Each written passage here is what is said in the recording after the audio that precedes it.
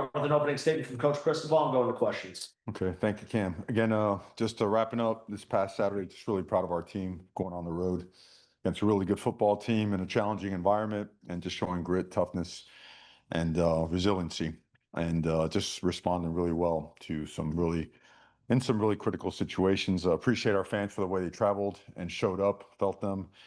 And really, again, really appreciate them being there and, just cleaned up the film, learned from it, and quickly turned the page over to our opportunity coming up here in the Cotton Bowl. So with that being said, questions, please. Before your questions start, you can please state your name and media outlet or affiliate, and we'll go right into questions. Will Manson of PLG TV Miami.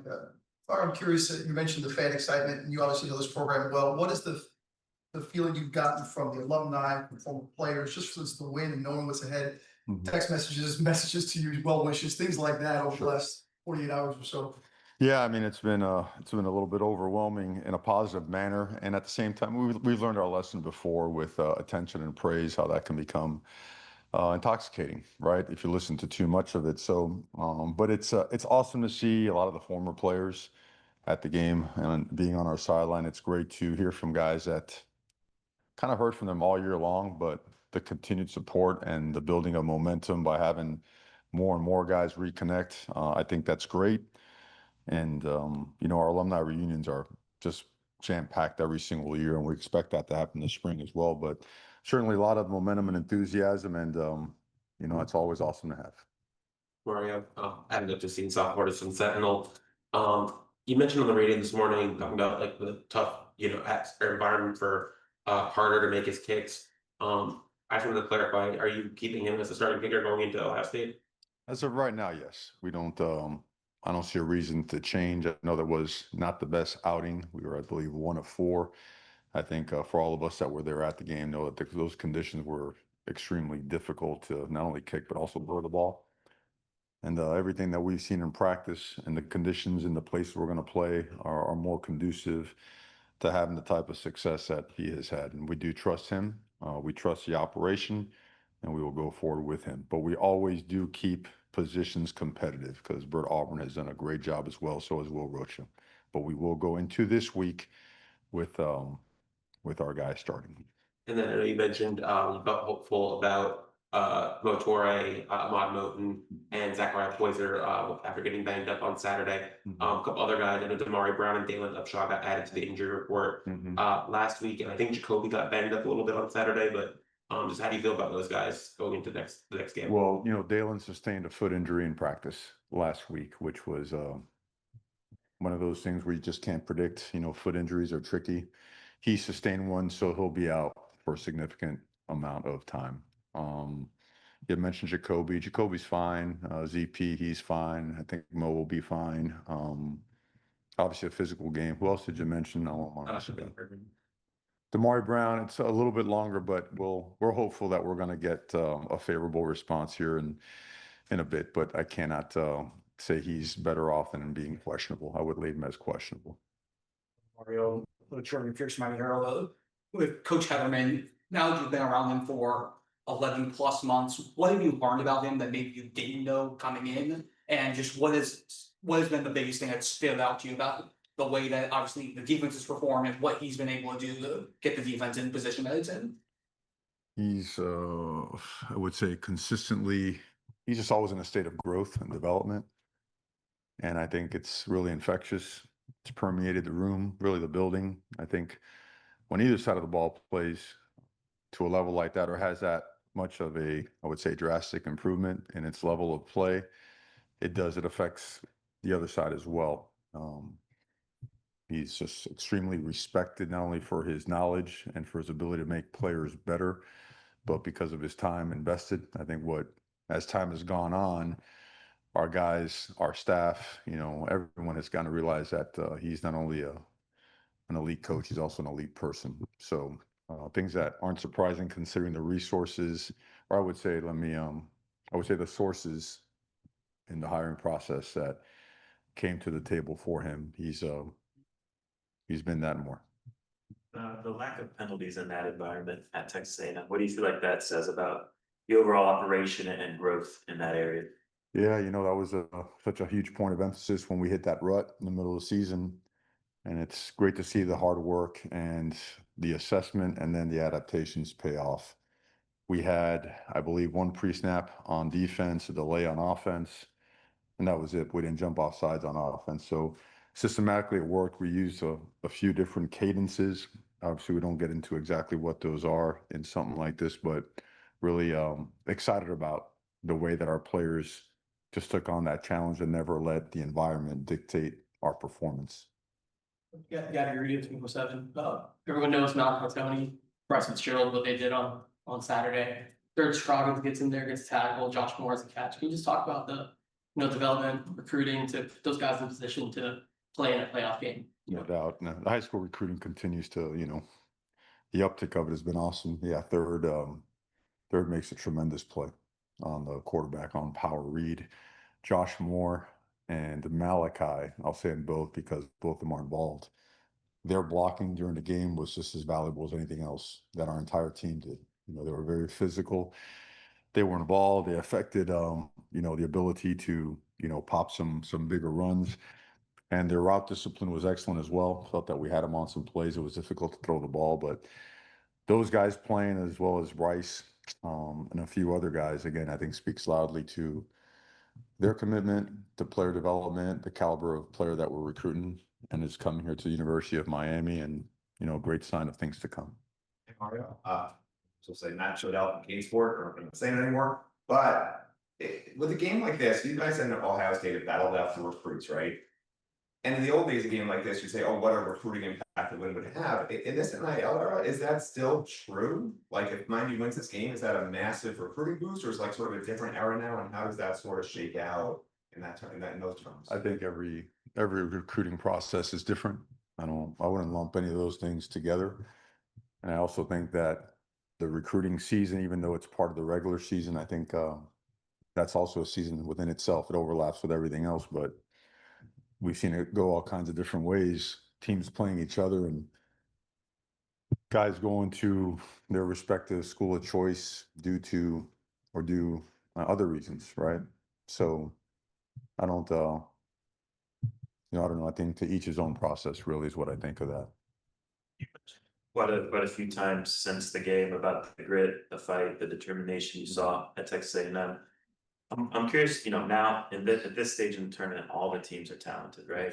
But how would you quantify the value of those intangibles? As it relates to football, always at the forefront. I can't imagine a team getting this far into the season, right? You start off with 136 teams, now you're down to 8. I can't imagine a team getting to this point without having those in some way, shape, or form on their roster. And everybody's banged up. Everybody has been, at some point, had to overcome some type of adversity. And you're going to be in games now where those margins are now like razor thin. So got to have it, got to grow it and continue to develop it. I don't think it's something that's static. It just doesn't stay the same. I think every week has its challenges. And like Coach Johnson used to tell us, you're always either getting better or you're getting worse, right? So you always have the power of choice. Just from us, NBC6, a lot of the players after the game, after the win, they were already thinking about Ohio State. They're like, we're thinking about them now. What does that mean about this group, knowing that the job's not done yet? And what have you seen from them as you guys get ready for a Buckeyes team?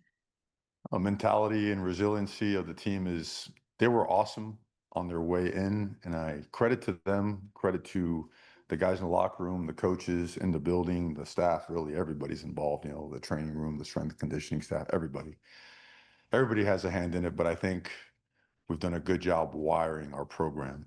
That's staff included as well, to talk a certain way, think a certain way.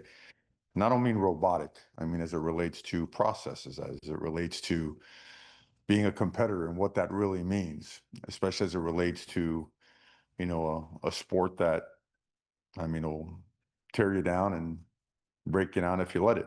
And it's going to demand of you your very best. And it's going to demand that you respond in some situations that's going to make or break your season. So that part is really exciting for me because I feel that this team, in terms of challenges and throwing difficult scenarios and situations at them, is when I think we're at our best.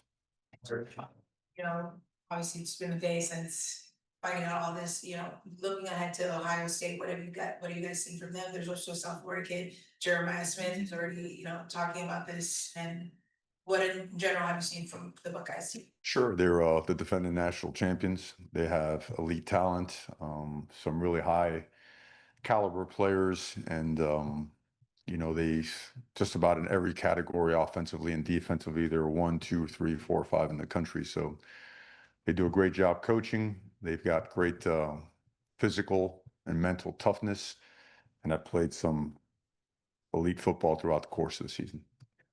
Football field. Texas A&M game, the kids were very vocal. Today, Jeremiah Smith had a quote. What is your message to your kids about press conferences and the things they say, if any?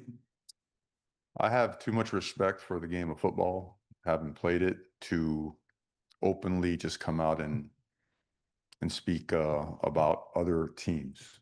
To each his own. I don't judge. I don't. Like, different programs have different ways of doing things. It's not part of our culture. Always respect your opponent. Always prepare to the highest standard humanly possible, and just go from there. You know, surely you know, people at this stage, at this level, and at this point in the season, everybody has great talent, great players. I don't think any extra motivation is needed, or I don't think you have to create it, fabricate it. You know what I mean? With Jeremiah Smith obviously crossed paths from the recruiting trail and South Florida kid. Just what stands out about him and what are the challenges in defending him? Well, I mean, he's an NFL prototype player, like right now, probably last year. So I think him and the entire receiving core, they pose those type of challenges. Big, explosive, fast, create separation, beat man coverage, find the soft spots in zone, great blockers in the run game, play hard the entire game, complemented by a great quarterback and an offensive line that gives them plenty of time and has the ability to run the ball. They have really run the ball right through people the entire season and have been dominant. So they again, they play like a team that's, again, the defending national champions. Similarly, what have you seen on film from Julian Sand? Same thing, just very poised, accurate, buys time, great pocket presence, great decision maker, knows exactly where to go with the ball. So obviously he's very much in command of the system, doesn't get frazzled, big moments, has shined in big moments. Again, top shelf, you know, Sunday player. This morning on the radio that Carson Beck in conversations on the sideline said, hey, might be good to run the ball. How rare is that type of feedback to get from a quarterback? And how rare is it for a quarterback to say, hey, let's run the ball? That might be best for you know, not rare from him. I mean, he's seen it before in different games, and I guess it's the trait of guy just wants to win. You know, we've always said it when talking about Carson. He's not interested in stats and anything regarding personal accolades. He wants to win, and he did see some things, as well as Coach Dawson. He saw some things in there that we eventually got to. You know, it was a very low plate count game, very low. I think we were at 48, 49, if I'm not mistaken. So, but yeah, probably rare, right? But certainly, I think an elite trait. You know, I do. Or your offensive line, obviously, those guards tackle have been together for a good bit. James Brockermeyer comes in. This year's basically one new guy. How did he integrate himself as quickly as he did to the group? And what have been your thoughts on how he's been this season? Very quickly. I mean, he's very professional. He's got those bloodlines, right? Whole family's been doing it forever. And that offensive line room, again, led by Coach Mirabal, has a certain level of DNA as well. Very high standards, extremely hard work ethic, high level work ethic, I should say. Guys that there's no BS to that group, right? I mean, they operate as one all the time and everything. And a guy like James being the same type of guy, we felt it was a perfect fit. So it was a seamless transition. We've been blessed with some really good centers over the past few years, and he stepped right in. He's been awesome all year, really has been. And he's tough, and he's physical, he's smart, he's an absolute grinder. Just absolutely love what he's done for the program this year. I know you guys focused on the present, but in talking about any alumni reach out to you, has anybody from the 02 team brought up that national championship game as you guys? Yeah, we're focused on the present. we're focused on the present. Seeing no more hands in the room or questions in the room, Scotty, I'll turn it over to you to moderate the participants on Zoom. Thanks, Cam. First question is going to come from Nick Hamilton. Nick, go ahead. Hey, Coach. Obviously, a dominant defensive performance against Texas A&M. At what point this season did you see this defense really turn that corner and really be this dominant defense that everybody's witness to right now? I mean, certainly the last 5 games have been a really impressive stretch, but I think we felt that coming along towards the end of spring and then in fall camp. But I thought game one when they were challenged by a really high caliber team and high caliber players, I think we all felt right there that it could be special, and I don't think we ever took a step back. I think there might have been a couple of hiccups here and there, but I mean, you look at what they've accomplished from a points per play, points per game, yards per play, all the critical data, forcing turnovers, right? Reducing the amount of explosives. Thought that all those things have really improved dramatically to the point where it's been a steady climb. I don't think there was ever one particular point, but really excited for those guys, because watching film with those guys today, the only thing they wanted to talk about was the areas of improvement. So they know that there's more in them, there's more in us, and they're excited to get practicing and improve those things. Am I looking there? I kind of feel weird. Okay.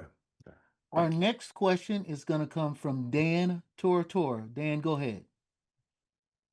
Coach, not just representing the U, but representing the entire conference of the ACC, just what you can say to the tests you had this season within the conference and what it means to have a torch that you can bear for the entire conference and not just the U. Well, again, we're really proud of our conference and all the members in it. And I think, the more people get an opportunity to play against teams that we play against week in and week out, they'll realize and acknowledge more and more that we have a great conference with great teams. And I think playing in our conference is probably the most important factor in preparing us for the postseason. The caliber of teams, the caliber of coaching, the quarterback play in our league, the way that the trenches have really come, to this point where we have a lot of players that are going to be Sunday players all across the conference, all those things. It's great to shine a light on all that stuff. Our next question is going to come from Patrick Murphy. Go ahead, Patrick. Hey, Coach, thanks for doing this. Obviously, you guys played this weekend. Ohio State has that time off. What are the advantages for you guys and maybe some disadvantages on the other side that you get from not playing for so long? You could never tell. I mean, that's gone back and forth in so many different ways over the years. And I think if you could, put in a bottle and sell it, you'd be a billionaire, man. It's the bye weeks and the extra time off sometimes has been great for people and sometimes it hasn't. And then the vice versa as it relates to playing. So to each his own, right? However you use it and what you get out of it is what ends up showing up on game day. But I don't think there's an exact predictor of success or non-success as it relates to time off. Our next question is going to come from Dan Hope. Dan, go ahead. Hey, Mario, just wanted to follow up on Jeremiah Smith. What do you remember about the process of recruiting him back when he was in high school? Elite player, great family, first class, in the way he handled every part of it.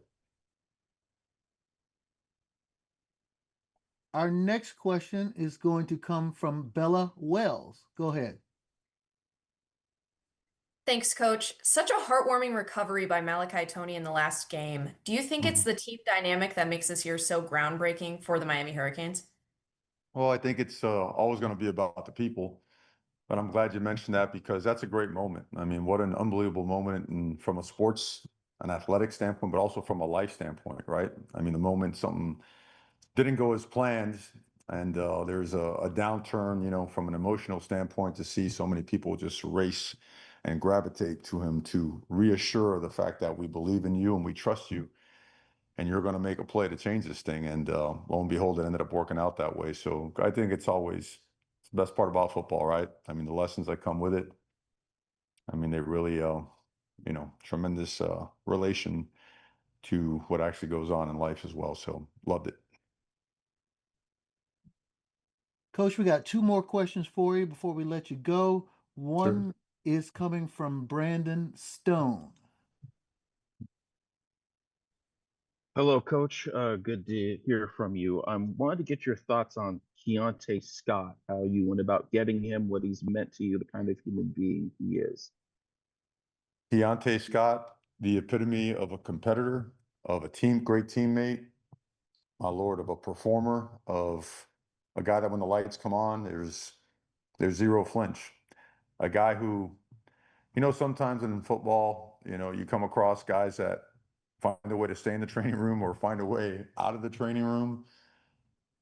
That guy he mentally, his approach from day one when he was injured, he mentally just was decisive, was hell-bent, was determined to come back stronger, faster, healed up completely before most people thought he would.